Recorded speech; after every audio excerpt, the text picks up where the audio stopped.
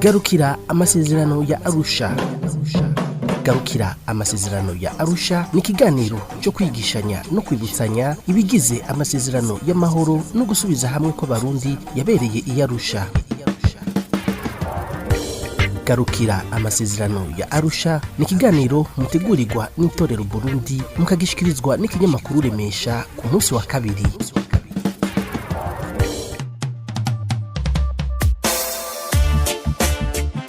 Ndabaramukije nongera ndabaha ikaze. Turi ku munsi wa kabiri igenekerezo rya 19 ndamukiza umwaka w'ibihumbi 2022. Reka mwese ndabahe ikaze muri kino kiganiro cyo kwigishanya no kwibutsanya ibigize amasezerano y'amahoro no kunywanisha abarundi yabereye i Arusha. Ikiganiro mutegurirwa n'itorero Burundi mukagishikirizwa na Remesha magazine. Muri kino kiganiro tugiye kurabira hamwe ikigabane ca kabiri c'igice gikuru ca kabiri, ikigabane kigizwe n'ingingo zigenga ikiringo mfata kibanza. Hano turagaruka ku ngingo zitatu gusa, ingingo ya 12, ya 13 n'iya 14. Nayo jewe turi kumwe muri kino kiganiro nkaba ndi Frank Espoir Ndizeye.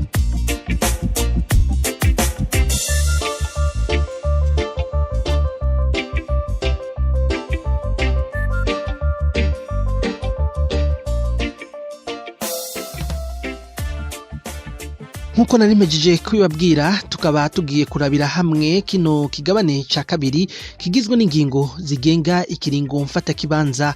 Ingingo ya 12 ijanye n'amahangiro canke objectif mu rurimi rw'igifaransa. Ingingo ya mbere ivuga canke umurongo wa mbere uvuga ingingo zidasanzwe zerekeye leta y'u Burundi zirafatwa mu kurindira iyemezwa n'ishigwa mu ngiro y'ibwirizwa nshingiro yubahiriza ingingo zo mu kigabane ca mbere ca kino gice ca kabiri. Ku murongo wa kabiri, izo ngingo mfata kibanza zifise amahangiro akurikira: umurongo wa A, kwemeza gushiraho ibwirizwa nshingiro ry'inyuma y'ikiringo mfata kibanza yubahiriza ingingo nshimikiro. Umurongo wa B, kunywanisha no gusubiza hamwe abarundi, gutanguza umushinge w'intwaro ya demokarasi mu Burundi mu gukomeza inyigisho z'amahoro, demokarasi no kurekuranira hagati y'amoko. Umurongo wa C, gutunganya itahuka, gusubiza mu zabo no gusubiza agateka abarundi bari mu mahanga n'abateshejwe izabo n'intambara. Umurongo wa D, gushira mu ngiro ingingo zerekeye kugarukana amahoro, guhagarika imishamirano no gushinga igisirikare cubaha kandi cubahiriza amategeko mu Burundi. Umurongo wa E, kubahiriza ingingo zumvikanyweko zo guhangana n'ingaruka z'amabi yakozwe muri kahise no kugwanya igaruka ry'ihonyabwoko, ugukumirana no kudahana. Akarongo ka F, gushira mu ngiro ingingo n'indinganizo nshasha y'urwego rw'abancamanza rw'intwaro n'inzego zo kwivuna abansi n'iz'umutekano hisunzwe amasezerano. Umurongo wa G, gushiraho itegeko rigenga amatora, gushinga umugwi wigenga ujejwe amatora, kuringaniza mu kiringo mfata kibanza amatora ku rwego rwo hasi no ku rwego rw'igihugu nk'uko bitegekanijwe imbere mu gahimba ka mbere k'ingingo ya 20. Akarongo kahe, gushinga amategeko agenga imigambwe, ubutegetsi bwo hasi, ibimenyesha makuru n'ibindi nk'uko bitegekanijwe muri iki gice gikuru mu gutunganya ibikenewe byose mu nzego mfata kibanza. Akarongo ka I, gushira mu ngiro aya masezerano hisunzwe ikirangamisi gitegekanijwe mu nyongera ya 5 y'amasezerano. Turakurikira ingingo ya 13 ijanye n'ikiringo c'intwaro mfata kibanza. Umurongo wa mbere, intwaro mfata kibanza itangura kuva ibikenewe byose mu gushinga leta mfata kibanza hisunzwe amategeko bikwiye, ni kuvuga bishobotse mu kiringo kiva ku mezi 3 gushika kuri 6 kuva umunsi amasezerano ateweko igikumu. Umugwi ukurikirana iyubahirizwa ry'amasezerano niwo wonyene ushinga ico kiringo kandi ushobora kucunguruza mu gihe ubonye ko ibikenewe bikwiye. Gushika ikiringo c'intwaro mfata kibanza gitangure, imigambwe yose itegerezwa kubahiriza ibisabwa n'amasezerano, no kuvuga gufasha no kugira uruhara mw'ishingwa ry'inzego zemewe n'amategeko. Umugwi ukurikirana iyubahirizwa ry'amasezerano ushingwa hisunzwe ingingo z'igice ca 5 nibwo rwego rwubahiriza amasezerano. Umurongo wa 2, amatora y'umukuru w'igihugu mushasha niyo asozera ikiringo c'intwaro mfata kibanza. Umukuru w'igihugu atogwa inyuma y'amatora y'abashinga amateka. Ayo matora uko ari 2 akaba yarategekanijwe mu kiringo c'amezi 30 kuva ikiringo c'intwaro mfata kibanza gitanguye.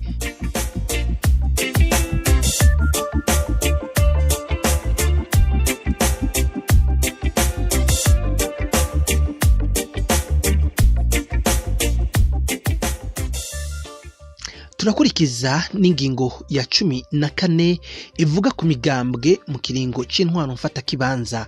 Umurongo wa 1, mu mezi 12 akurikira ishingwa ry'inama nshinga amateka ica ishiraho itegeko ritomora inyifato n'ingendo yubahirizwa mu kwemerera imigambwe.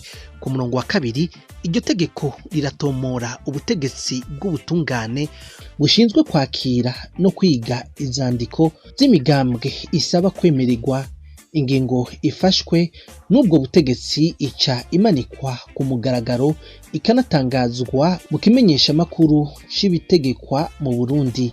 Ku murongo wa 3, mu kurindira ko iryo bwirizwa ryemezwa, imigambwe yose irarekuriwe gukora hisunzwe ibwirizwa ryo mu 1993 ku migambwe. Ku murongo wa 4, imigambwe iriyemeza n'urwandiko kugwanya iciyumviro cose ca politike hamwe n'ico cose coza gikokeza akaguma, urwanko canke ikumira riteye kubiri n'amategeko. Ku murongo wa 5, mu ntumbero yo guhimiriza kunagura igihugu, ugusubiza hamwe no kunywanisha abarundi, nta mugambwe n'umwe ushingiye ku bwoko canke ku ntara uzokwemererwa. Iyo ngingo ija mu ngiro inyuma y'amezi 9 y'igihe mfata kibanza kugira bafashe imigambwe ifise amazina canke amategeko ngenderwako bitajanye ihindure ibikenewe. Umurongo wa 6, nta mugambwe ushobora kuja mw'igabangana ry'ubutungane mfata kibanza harimwo n'ibijanye n'inshingwa ry'inzego byo kwivuna umwansi n'iz'umutekano utubahiriza ibiri mu masezerano. Umugambwe wose umyegiraniye aya masezerano y'Arusha utegerezwa gutera igikumu kuri iki ciyemezo giherekeza amasezerano. Wemeza ko ufise intumbero yo kuja mw'igabangana ry'ubutungane mfata kibanza kandi ko wiyemeje guharanira amahoro, ugusubiza hamwe n'intwaro rusangi. Umurongo w'indwi, iyo imigambwe iserukiwe mu nama nshinga amateka mfata kibanza ifashe ingingo yo kuja hamwe, igumana igitigiri c'intebe yari isanganywe. Umurongo w'umunani, hatiyobagijwe ibitegetswe mu bihimba vya 6 n'9 by'iyi ngingo, impande zose zarekuriwe kuba mu migambwe irimwo ariko ntizitegerezwa kubigira. Umurongo w'9, leta n'inama nshinga amateka zateye igikumu ku masezerano si migambwe kiretse haje ingingo y'amasezerano ibigenga.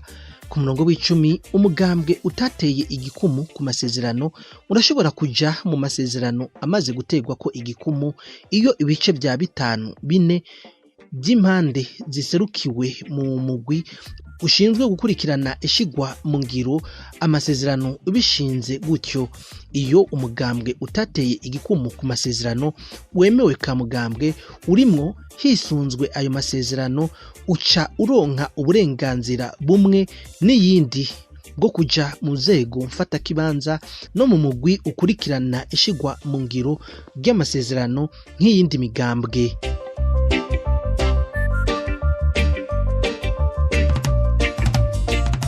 ndabashimiye mwese mwariko muradukurikirana.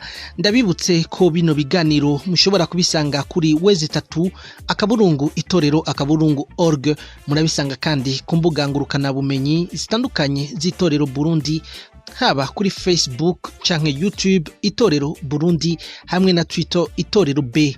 Ushobora kuba ufise icyo udatahura muri kino kigabane ca kabiri ca protokole ya kabiri, canke ico woterera akanya nakawe kuko twandikira kuri WhatsApp yacu akamenyetso ko guteranya 358 46 89 67 ikibazo cawe canke intererano yawe bikazoshigwa mu kiganiro gikurikira. Ukaba kandi wifuza kuja muri groupe ya WhatsApp ya kino kiganiro, wotwandikira kuri iyo numero ya WhatsApp. Ndashimiye abadufashije kugira ngo amajwi abashikire. Ndashimiye umugwi w'itorero Burundi wadufashije gutegura kino kiganiro. Frank Espoir Ndizeye nariko ndakibashikiriza, ndabikebanuye naho ubutaha. Garukira amasezerano ya Arusha. Garukira amasezerano ya Arusha ni ikiganiro cyo kwigishanya no kwibutsanya ibigize amasezerano y'amahoro no gusubiza hamwe ko Barundi yabereye i Arusha. Garukira amasezerano ya Arusha ni ikiganiro mutegurirwa n'itorero Burundi, mukagishikirizwa n'ikinyamakuru Remesha ku munsi wa kabiri.